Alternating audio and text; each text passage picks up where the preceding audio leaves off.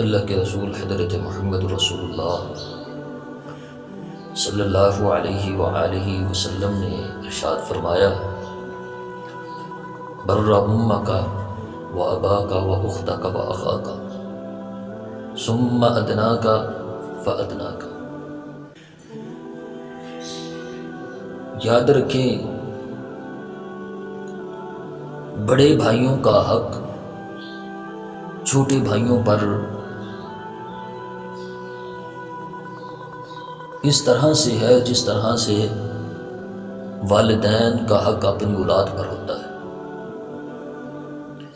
اور چھوٹے بھائیوں کو بھی چاہیے کہ وہ بڑے بھائیوں کا ادب و احترام اس طرح سے کریں جس طرح سے وہ ادب و احترام اپنے والدین کا کرتے ہیں۔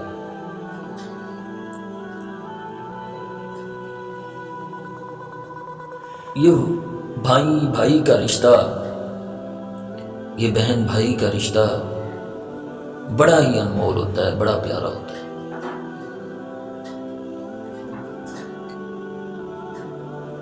یہ آپس میں بڑے پیار اور محبت سے رہتے ہیں۔ اگر بچپن کی بات کی جائے،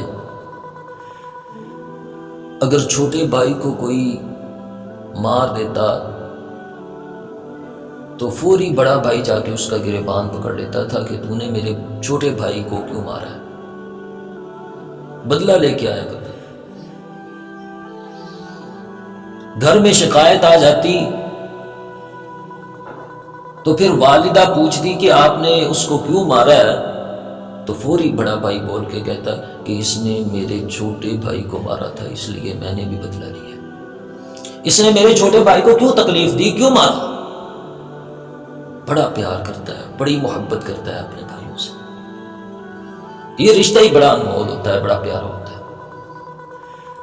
لیکن جب یہ بڑے ہوتے ہیں، جوان ہو جاتے ہیں، تو ان میں اختلاف پیدا ہو جاتا ہے، ان میں نفرت پیدا ہو جاتی ہے،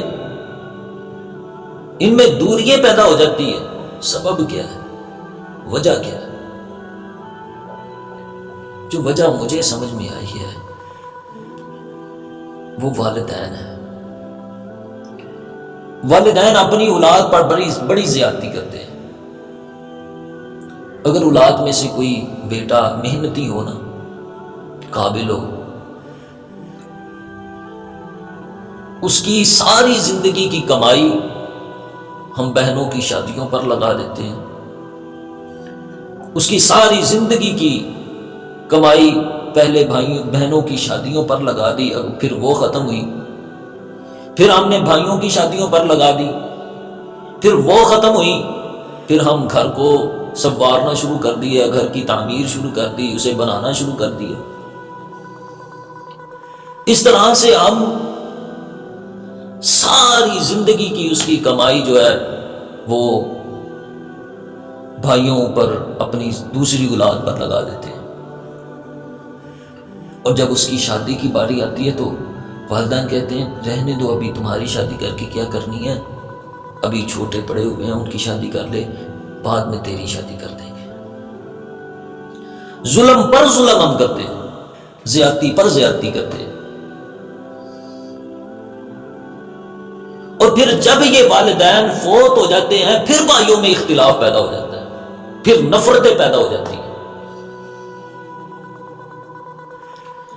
پھر بڑا بھائی کہتا ہے کہ میں نے ساری زندگی کمایا، باپ نے یہ گھر بھی میری کمائی سے بنایا ہے، فلاں بھی میری کمائی سے کیا ہے، یہ بھی میری کمائی سے کیا ہے۔